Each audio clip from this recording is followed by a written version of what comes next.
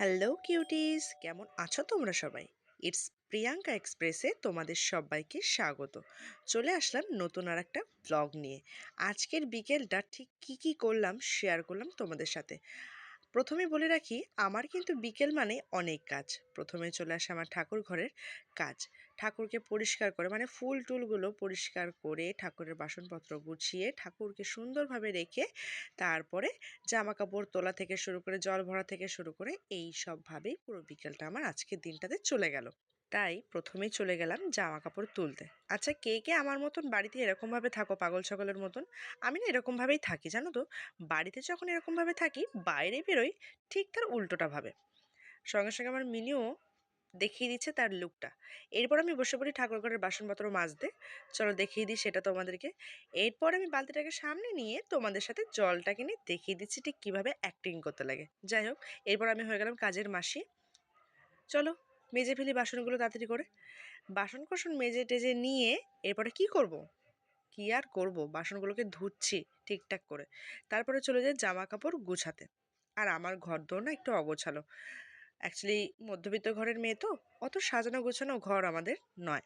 এরপরে ঘরটাকে গুছিয়ে নিচ্ছি সুন্দরভাবে। ওই পাশে আমার মা শুয়ে রয়েছে চাদরের আড়ালে। মায়ের সাথে গল্প আর তোমাদের সাথে ভিডিও শেয়ার করতে করতে আমার ঘর গোছানো কমপ্লিট। এরপরে হট করে মনে পড়লো যে ঘরের লাইটগুলোই তো জ্বালানো হয়নি। সব ঘরের লাইট জ্বালিয়ে ওয়াশিং মেশিন থেকে কাপড়গুলো বার করে এরপরে চলে আসছে ডান আপাতত ঘরের কাজ। এরপরে নিজের ফেসটাকে ধুয়ে নিতে লাগবে, যেহেতু আমার ফেসে অনেক ব্রণ রয়েছে, সেই কারণে আমি একটা অ্যাকনি ফেস ওয়াশ ইউজ করি। সেটা দিয়েই মুখটাকে ভালোভাবে ধুয়ে নিচ্ছি। বিকেলের মুখ ধোয়া একেবারে কমপ্লিট। এরপরে আমি একেবারেই রেডি হয়ে নিচ্ছি, সেটা তোমাদের সাথে শেয়ার করে নিচ্ছি। বেশি কিছু না, কপালে একটা টিপ, চোখে একটু কাজল, ঠোঁটে হালকা লিপস্টিক, ব্যাস কমপ্লিট। এরপরে আমি ভালো করে সন্ধ্যাটাকে দিয়ে নিচ্ছি, যা যা হয় প্রদীপ দেখানো, ধূপ ধুনো দেওয়া। এরপর কাসর বাজানো, শঙ্খ বাজানো, এইগুলো ছাড়া বাঙালি একদম কিন্তু এক কথায় অসম্পূর্ণ। এরপরে আমি আর মা রেডি হয়ে নিচ্ছি। মাও রেডি হয়ে গেছে পুরোপুরি। ভালোভাবে গেটটাতে তালা দিয়ে চলে গেলাম কিসের উদ্দেশ্যে? জগন্নাথ মন্দিরের উদ্দেশ্যে। বলতে না বলতেই চলে আসলাম, কিন্তু এসে দেখি একটা বিরাট ঘটনা। কেউ একজন মারা গেছে, যে আর কি সবজি রান্না করতো সে মারা গেছে। তার উদ্দেশ্য করে আজকের গীতা পাঠটা হলো। পাঠ হওয়ার শেষে তাকে ফুল দিল, চন্দন তিলক দিল, দেওয়ার পরে জগন্নাথ আরতি শুরু হলো। এরপরে জগন্নাথ আরতি শুরু হওয়ার আগে আমাদের প্রণাম থেকে শুরু করে সবকিছু কমপ্লিট, এবং জগন্নাথ রাধারানীর ড্রেসের সাথে আজকে অজান্তেই আমার ড্রেসটাও ম্যাচ খেয়ে গেছে, সেটা তোমাদের সাথে শেয়ার করলাম। কীর্তন আরম্ভ হয়ে গেছে। এরপর এক এক করে কীর্তনে যা যা পাঠ রয়েছে সেগুলি আর কি করা হচ্ছে। যেমন কি প্রথমে আমাদের শঙ্খ দিয়ে করা আরতি, দেন তারপরে কাপড় মানে বস্ত্র দিয়ে আরতি দান করা, তারপরে ফুল দিয়ে, পাখা দিয়ে, চামর দিয়ে, মানে কি বলবো, এইগুলো একটা নিয়ম। তারপরে শঙ্খ উদ্বোধনায় জগন্নাথকে স্মরণ করা, তারপরে শান্তির জল ছিটানো, ব্যাস। আমার সব থেকে প্রিয় এবং শান্তির জায়গা বলতে এই জায়গাটাকেই মনে হয়। নিজের বাড়ির খুবই কাছে, প্লাস আমার মনের জায়গা।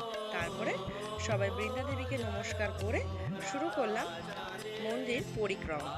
এর মধ্যে দিয়ে দেখিয়ে দিচ্ছি কিছু নিয়ম, যেরকম কি গরুর দেবতাকে বারবার করে নমস্কার করা, পঞ্চপাক দেওয়া, তারপরে কীর্তন শেষ করে আবারও বৃন্দা দেবীকে প্রণাম করে এইখানেই জগন্নাথ মন্দিরের প্রথা সমাপ্ত করলাম। তারপরে চন্দ্রমৃত্যু পায়েস পরমান্ন নিয়ে চলে গেলাম প্রভুর কাছে। দেখছি নতুন আমাদের এখানে ক্যামেরা লাগানো হয়েছে, তো সেখানেই চলে গেলাম। প্রভুর কাছ থেকে মিষ্টি নিলাম, মিষ্টি নিয়ে খেয়ে টেয়ে নিয়ে বাড়ির উদ্দেশ্যে রওনা দিলাম। এরপরে নিমাই প্রণাম সেরে জগন্নাথ মন্দিরকে টাটা বলে বাড়ির উদ্দেশ্যে রওনা দিচ্ছি। দেন মা আমাকে একটা ললিপপ কিনে দিল, সেটাকেই খেতে খেতে বাড়ির দিকে আসতে গিয়ে দেখি হরিবোলের কীর্তন হচ্ছে। তো সেখানেও একটু দাঁড়িয়ে হরিবোলটাকে ফিল করলাম।